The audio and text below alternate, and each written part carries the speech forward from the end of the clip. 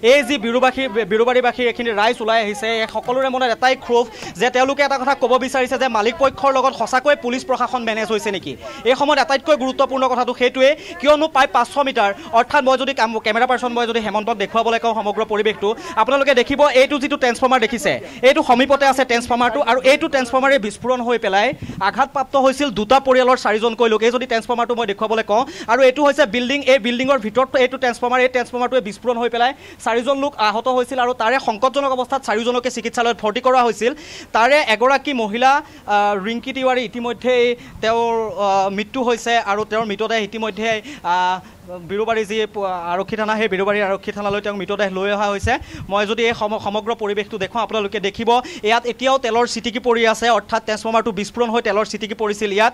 কিন্তু ট্ৰেন্সফৰ্মাৰটো মালিক পক্ষই সময়মতে ছাৰ্ভিচিং কৰিছিল নে নাই, ট্ৰেন্সফৰ্মাৰটো কি বিসংগতিৰ ফলত বিস্ফোৰণ হ'বলৈ পালে, সেই একোৱেই কথা তেওঁলোকে মুখ খুলিব নিবিচাৰে। মই যদি হেমন্তক আৰু এটা পৰিৱেশ দেখুৱাবলৈ কওঁ, এইটো হৈছে ট্ৰেন্সফৰ্মাৰটো, আৰু ইয়াৰ পৰা এইখন হৈছে বিৰুবাৰী আৰক্ষী চকী, অৰ্থাৎ প্ৰায় 500 মিটাৰ। যদি আপোনালোকে ডিষ্টেঞ্চটো চাই, এইখিনিৰ পৰা এইটো ট্ৰেন্সফৰ্মাৰ, আৰু ট্ৰেন্সফৰ্মাৰটোৰ পৰা বিৰুবাৰী আৰক্ষী চকীখন আছে প্ৰায় 500 মিটাৰ দূৰত্বত।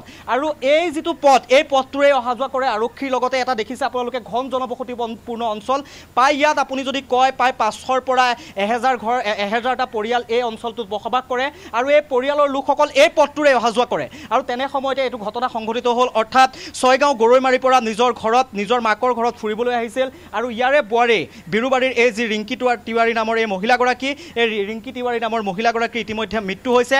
আৰু ৰিংকি তিৱাৰীৰ কেমেৰা পাৰ্চন হেমন্তই এইটো পৰিৱেশো দেখুৱাই আছে যে তেল পৰি পেলাই কিদৰে এই গছজোপাও, আপোনালোকে মন কৰক, এই গছজোপাও দেখিব কিদৰে গছজোপা সম্পূৰ্ণৰূপে জ্বলি গৈছিল।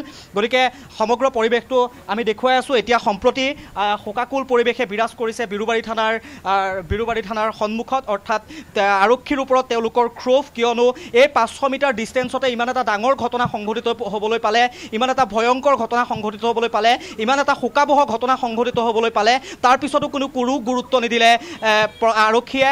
অৰ্থাৎ বৰ্তমানলৈকে কিন্তু তেওঁলোকে এই যিটো বিল্ডিং আছিলে, এই বিল্ডিংটোৰ বিল্ডাৰ বা এই বিল্ডিংটোৰ যিখন মালিক আছে, যদিহে মালিক নাই বা কোনোবা ফ্লেটৰ গৰাকীক বিকি দিছে, তথাপিও কিন্তু এই বিল্ডিংটোৰ এখন ছ'চাইটি থাকিব, ছ'চাইটিখনৰ সভাপতি থাকিব, সম্পাদক থাকিব। গতিকে এই বিল্ডিংটোৰ ছ'চাইটিখনৰ ওপৰত বা তেওঁলোকে এই ঘটনাটোক লৈ পেলাই সম্পূৰ্ণৰূপে গা এৰা দিব বিচাৰিছে নেকি, বা এই গোটেই ঘটনাটোক লৈ পেলাই তেওঁলোকে কোনো গুৰুত্ব দিয়া নাই নেকি, এইটো এটা ডাঙৰ প্ৰশ্ন।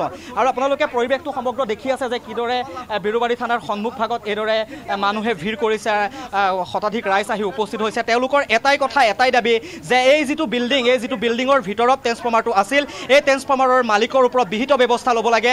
যিজন বিল্ডাৰে এই ট্ৰেন্সফৰ্মাৰটো বনাইছিলে, বিল্ডিংটো বনাইছিলে, সেই বিল্ডাৰৰ ওপৰত বিহিত ব্যৱস্থা ল'ব লাগে, অন্যথা তেওঁলোকে প্ৰতিবাদ সাব্যস্ত কৰিব। বিৰুবাৰী থানাৰ সমীপত আপোনালোকে দেখিছে কেনেকুৱা এটা পৰিৱেশ সৃষ্টি হৈছে, আৰু ক্ষোভত ভাগি পৰিছে সকলো।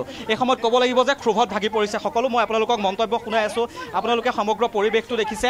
আৰু এই বিৰুবাৰী থানাৰ ওচৰতেই মহিলাগৰাকীৰো ঘৰ, গতিকে আৰক্ষীক তেওঁলোকে প্ৰশ্ন সুধিব বিচাৰিছে যে প্ৰকৃততে ঘটনাটো কিদৰে সংঘটিত হ'বলৈ পালে।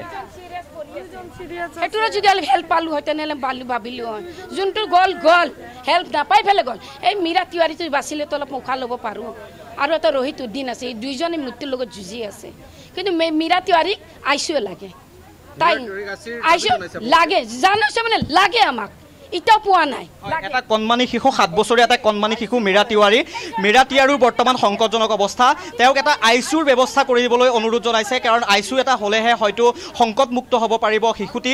গতিকে এইবোৰ ক্ষেত্ৰত কিন্তু কোনো ধৰণৰ গুৰুত্ব দিয়া নাই এই যিটো বিল্ডিং, এই বিল্ডিংটোৰ মালিক পক্ষই। গতিকে ঘটনাটোৱে এটা সমগ্ৰ পৰিৱেশটো এটা ভয়ংকৰ ৰূপ লৈছে বুলি মুহূৰ্তত ক'ব লাগিব, আৰু এক শোকাকুল পৰিৱেশে বিৰাজ কৰিছে। যিহেতু গম পোৱা গৈছে যে আৰু যিগৰাকী মহিলাৰ বৰ্তমান মৃত্যু হৈছে ৰিংকি তিৱাৰী, সেই মহিলাগৰাকীৰ 3টা সন্তানৰ মাক আছিল। 3টা সন্তানৰ মাক হোৱাৰ পাছত তেওঁ আজি যি মৃত্যু হৈছে, এই মৃত্যুৱে গোটেই পৰিৱেশটোৱে এক শোকাকুল পৰিৱেশ বিৰাজ কৰিছে।